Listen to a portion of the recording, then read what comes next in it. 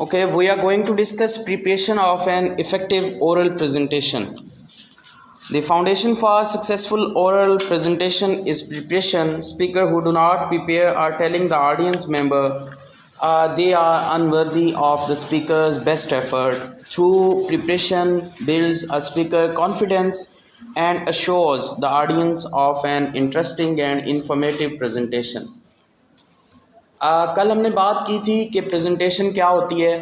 तो आज हम बात कर रहे हैं कि प्रेजेंटेशन को प्रेजेंट करने से पहले, कोई भी काम करने से पहले हम हमेशा उसकी पहले क्या करते हैं, तैयारी करते हैं।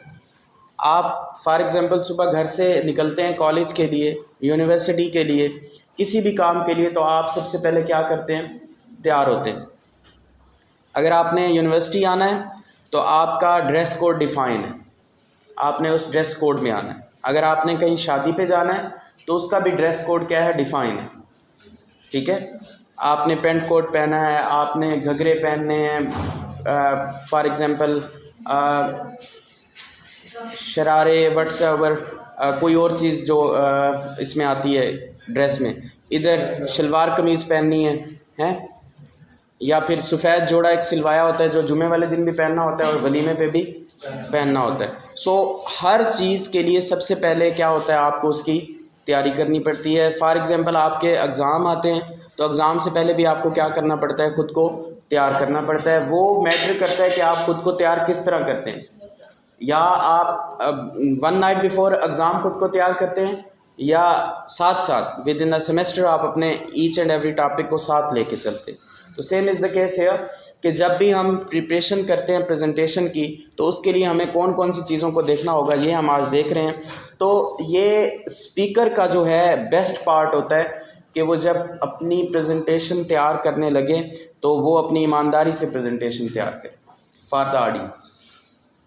ठीक है, फॉर एग्ज़ाम्पल जब आपके ज़िम्मे कोई असाइनमेंट दी जाती है या प्रेजेंटेशन दी जाती है तो आप भी उसको क्या करते हैं, पहले जाके तैयार करते हैं। ठीक है, उसके अप्स एंड डाउन्स को देखते हैं, टॉपिक को तैयार करते हैं। अगर आप यहाँ पे आके अच्छे से प्रेजेंटेशन नहीं देते तो आपको क्या हो जाता है, आप रिपीट पे आ जाते हैं।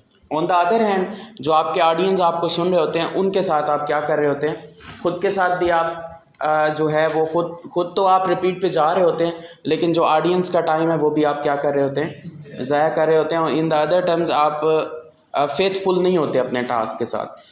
तो इसलिए चाहे that's a universal truth, that's a universality कि कोई भी काम करना हो तो आपको सबसे पहले क्या करना पड़ता है, ख़ुद को तैयार करना पड़ता है। सो कहता है how much time does it make the prepare for a presentation. Although some speakers say they spend an hour preparing for each minute or oral presentation, no single formula works in every situation. The audience and the speaker familiarity with the topic will influence preparation time. The presenter must take care of the following step while preparing his presentation. A good presenter should. So बाज़ औक़ात ये depend कर रहा होता है कि आपका topic क्या है। टॉपिक के साथ साथ आपके ऑडियंस भी क्या कर रहे होते हैं, डिपेंड कर रहे होते हैं कि आपके ऑडियंस जो हैं वो किस नौइयत के। ठीक है, अगर आपने क्लास में प्रेजेंटेशन देनी है तो उसका आप उसी हिसाब से तैयार करके आएंगे।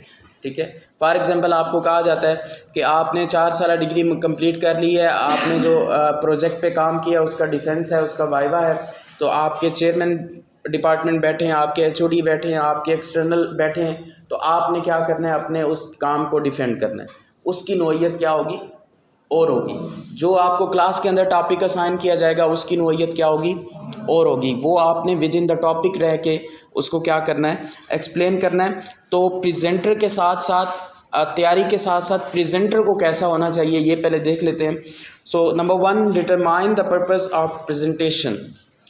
प्रेजेंटर को सबसे पहले तैयारी करते हुए इस चीज़ को नहीं भूलना चाहिए कि what is the purpose of presentation. ठीक है, कि उसको जो टास्क असाइन किया गया है या जिस टास्क के ऊपर उसने आके बात करनी है, व्हाट इज़ द टास्क। ठीक है, अगर for example on the other hand moral values पे देखें तो आपको जब यहाँ पे भेजा जाता है तो आपको पता होता है कि for what sake of purpose we are here. ठीक है, कि हम किस काम के लिए यहाँ पे भेजे गए। ऑन द अदर हैंड आप अगर यूनिवर्सलिटी को देखें तो आप अगर गौर करें तो कहा जाता है कि इंसान गौर करे तो इंसान को दुनिया में क्यों भेजा गया। सेम इज़ द केस है कि आप क्या करते हैं, जब आपकी प्रेजेंटेशन हो तो प्रेजेंटर को पता हो कि वो किस मकसद के लिए यहाँ पे आ रहा है।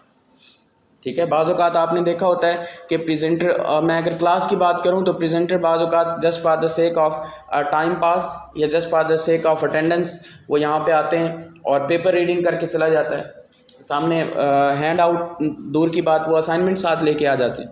So the thing is that first purpose is that कि प्रेजेंटर को पता होना चाहिए कि वो प्रेजेंटेशन तैयार क्यों कर रहा है या जिन बच्चों से बात करने जा रहा है वो क्यों कर रहा है। ठीक है, मकसद जो है ये पहले क्लियर होना चाहिए। Number second, analyse the audience and their need.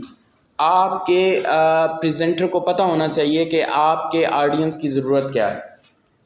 ठीक है, उनका लेवल क्या है, उनका लेवल ऑफ अंडरस्टैंडिंग क्या है, उनको अगर आप जो चीज़ डिलीवर करने जा रहे हैं आइदर दे कैन गेट और नॉट। ठीक है, अगर फॉर एग्जांपल न्यूटन के लॉ आपके ज़िम्मे हैं और आपने यहाँ पे आके तैयार करने, आपने यहाँ पे आके प्रेजेंट करने, तो आप उसी हिसाब से तैयार करके आएंगे जिस तरह के आपके क्लास के स्टूडेंट्स की डोमेन है। ठीक है, आप कोई रिसर्च पेपर उठा के नहीं लेके आएंगे, आप कोई थीसिस उठा के नहीं लेके आएंगे, आप कोई रिसर्च आर्टिकल्स उठा के नहीं लेके आएंगे कि जिससे आपके स्टूडेंट की अप्रोच ही ना हो, कभी पाला ही ना पड़ा हो, और आप यहाँ पे आके क्या कर रहे हो, फ़िलासफ़ी बयान कर रहे हो, तो आगे बैठने वाले क्या हो रहे हो, बोर हो रहे हो और उनको नींद आ रही हो। So the thing is that कि प्रेजेंटर को मकसद के साथ साथ अपने ऑडियंस की वर्थ का भी पता हो कि जिनसे मैंने बात करनी है तो मेरा टॉपिक कहीं आउट ऑफ डोमेन तो नहीं जा रहा, कहीं मैं for the sake of time जो है मैनेजमेंट है उसको भी मैंने क्या करना है, देखना है, ये ना हो कि सिर्फ हवाई बातें की जा रही हूँ। So that is second point. Number third is gather support information.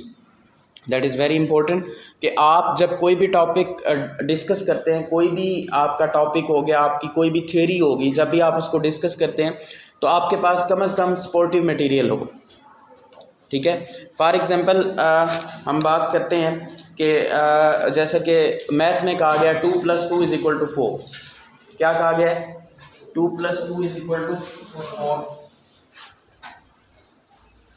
And the thing is that कि अगर 2 + 2 = 4 आ रहा है तो इसके पीछे what is the reason behind it, the reason is that plus, okay, addition is the reason behind it. For example हम कहते हैं 2 × 2 = 4, 2 divided by 2 = 1 and 2 extract by 2 = 0. So the thing is that we have to know that what is the reason behind it.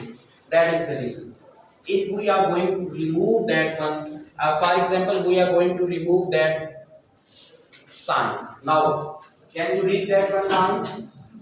Is there any sequence here? Can you elaborate that one?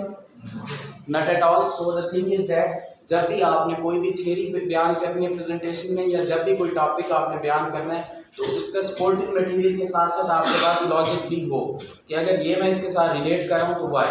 For example mathematics में है, आप कहते हैं a + b² = a² b² + 2ab। ठीक है, for example हम क्या कहते हैं, अब the whole thing is there is depending on that one square. For example हम क्या करते हैं, हम ये स्क्वायर उड़ा देते हैं। For example now you can justify that statement, not at all. So the thing is that whether ever when you are going to discuss the thing, your supporting material should be relevant and should be logical. If you are going to discuss anything, your supporting material should be there. Number 4, organize the content of presentation. So जब भी आपने कोई बात करनी है तो आपने उसके पहले क्या बनाने होते हैं, कंटेंट बनाने होते हैं। आप अगर बुक देखें तो बुक के शुरू में जब आपके सामने बुक आती है तो शुरू में कंटेंट लिखे होते हैं कि इस बुक के अंदर इतने टॉपिक हैं, फलां पेज के ऊपर फलां टॉपिक है, फलां पेज के ऊपर फलां टॉपिक है। So the thing is that उसमें क्या हो जाती हैं चीज़ें, क्या हो जाती हैं, सिस्टमेटिक हो जाती हैं। क्या हो जाती हैं, सिस्टमेटिक हो जाती हैं। जब आप आके बात करते हैं, फॉर एग्जांपल आप जब जहाँ पे आके बात करते हैं प्रेजेंटेशन के लिए, तो आप बताते हैं टुडेज माय टॉपिक इज़ फलां फलां।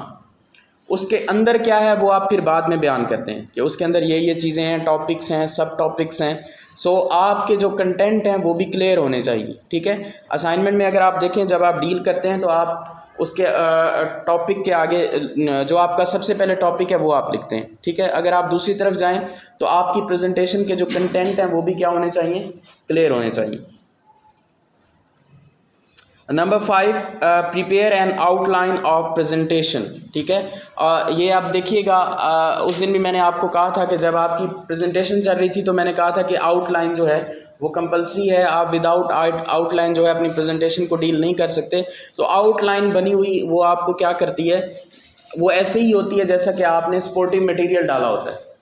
वो आपके लिए स्पोर्टिव होती है जब आपने अपने सामने रखी होती है, प्रेजेंटर के लिए स्पोर्टिव होती है। फॉर एग्जांपल प्रेजेंटर अपनी बात करते करते कहीं और चला गया, रेफरेंस के ऊपर चला गया, हिस्टोरिकल बैकग्राउंड के ऊपर चला गया, तो उसके पास जब आउटलाइन होगी तो जब उसके सामने होगी वो जहाँ भी चला जाए वापस अपने पॉइंट पे आ जाएगा। तो आउटलाइन जो है वो आपके प्रेजेंटर को कभी भी इधर से उधर नहीं होने देती, वो टू द पॉइंट लेके चलती है। और आउटलाइन की सबसे बड़ी खूबी ये है कि आप टाइम मैनेजमेंट के अंदर अपनी चीज़ों को क्या कर लेते हैं, क्लियर कर लेते हैं। फॉर एग्जांपल आप पहला पॉइंट डिस्कस कर रहे हैं और आप देखते हैं कि टाइम पीछे से कम है और मेरे अभी 4 पॉइंट और हैं, तो आपको आउटलाइन रिमाइंड करवाएगी that the time is going to be end and now you have to minimise the thing.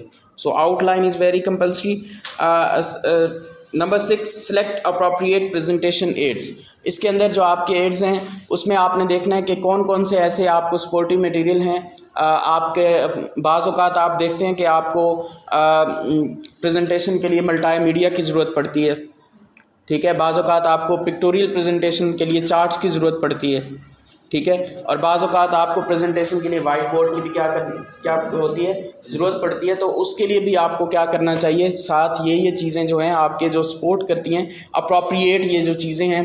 या इसके अलावा आप फॉर एग्जांपल जैसे कि मैंने एग्जांपल दी और इसके अंदर आपको चीज़ों को सिखाया, इसी तरह जो है आपके प्रेजेंटर के पास कुछ ना कुछ ऐसा ज़रूर होना चाहिए जो अप्रोप्रिएट भी हो, विद इन लिमिट्स भी हो और टॉपिक के रेलिवेंट भी हो, ठीक है। दैट इज़ वेरी इंपॉर्टेंट कि अगर आप फॉर एग्जांपल कोई भी ऐसा टॉपिक बता रहे हैं जो आपके टॉपिक के साथ रिलेट करता है और रिलेट नहीं करता और आप उसी के ऊपर घूमे जा रहे हैं, बार बार घूमे जा रहे हैं, तो वो प्रेजेंटर जो है, एक तो प्रेजेंटर खुद भी कंफ्यूज हो जाएगा और दूसरा आपके जो लिसनर होंगे वो भी क्या हो जाएंगे, कंफ्यूज हो जाएंगे। That's all.